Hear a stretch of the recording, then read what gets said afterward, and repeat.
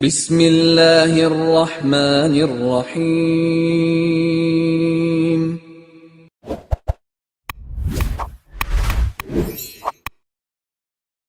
السلام علیکم ورحمۃ اللہ وبرکاتہ۔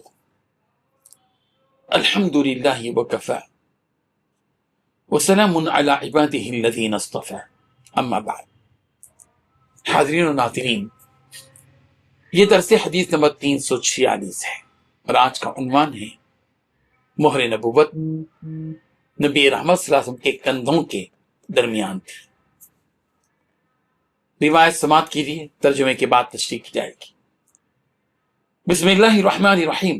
عن جابر بن سمرة رضی اللہ عنہ قال رأيت الخاتم بین کتفی رسول اللہ صلی اللہ علیہ وسلم غدة حمراء مثل بیضة الحمامہ۔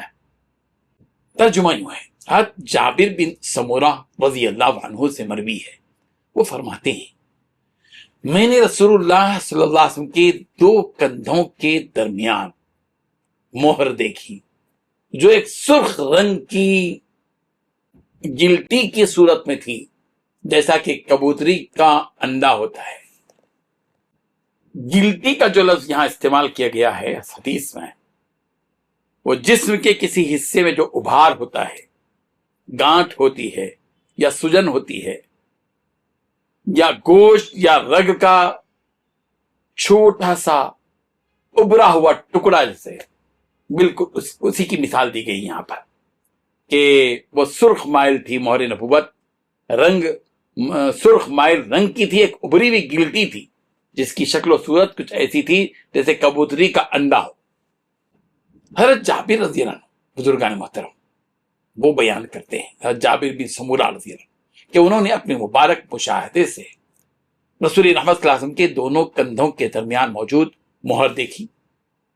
وہ مہر سرخ مائل رنگ کی تھی، ایک ابھری ہوئی گلٹی تھی جس کی شکل و صورت کچھ ایسی تھی جو کبوتری کا انڈا ہو۔ یہ مہر نبوت کی وہ روشن علامت تھی جس نے آپ کی نبوت کے منصب کو دیگر سب پر ممتاز کر دیا۔ اس بیان سے معلوم ہوتا ہے کہ مہر نبوت نہ صرف جسمانی علامت تھی بلکہ اللہ تعالیٰ کی طرف سے عطا کردہ ایک واضح نشانی تھی جو رسول رحمت صلی اللہ علیہ وسلم کی سچائی، صداقت اور آپ کے برگزیدہ ہونے پر براہ راست گواہی دیتی۔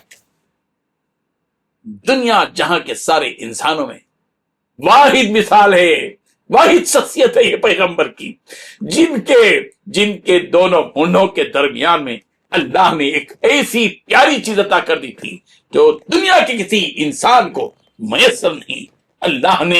اللہ نے اس نبی کو وہ مقام و مرتبہ دیا کہ آپ کے جسم کے اندر ہی آپ کے جسم دونوں مونڈھوں کے درمیان میں ایک مہر لگا دی تھی اللہ تعالیٰ نے، محمد رسول اللہ، محمد اللہ کے رسول۔ صحابی نے جو کچھ دیکھا نہایت سادگی اور امانت کے ساتھ نقل کر کے ہم سب تک اس بات کو پہنچا دیا کہ 1400 سال کے بعد آج ہم اس صحابی کا وہ قول پڑھ رہے ہیں اور اس کے ذریعے سے مہر نبوت کی شکل کو سمجھ رہے ہیں، اور یوں روایت نبوت کے تصور کو نہایت روشن انداز میں ہمارے سامنے لے آتی ہے کہ پیغمبر کی جو مہر نبوت تھی اس کے بارے میں کبوتری کے انڈے کی طرح، اللہ اکبر، کیا شکل ہوگی، کیا انداز سے ہوگی۔ حقیقت کو سمجھنے کے لیے ایک موقع ہے، وہ جنت ہے جہاں ہم اپنے نبی کو بھی دیکھیں اور اپنے نبی کی مہر نبوت کو بھی دیکھیں۔ اللہ ہم سب کو قابل بنا دے۔ وآخر دعوانا ان الحمد للہ رب العالمین۔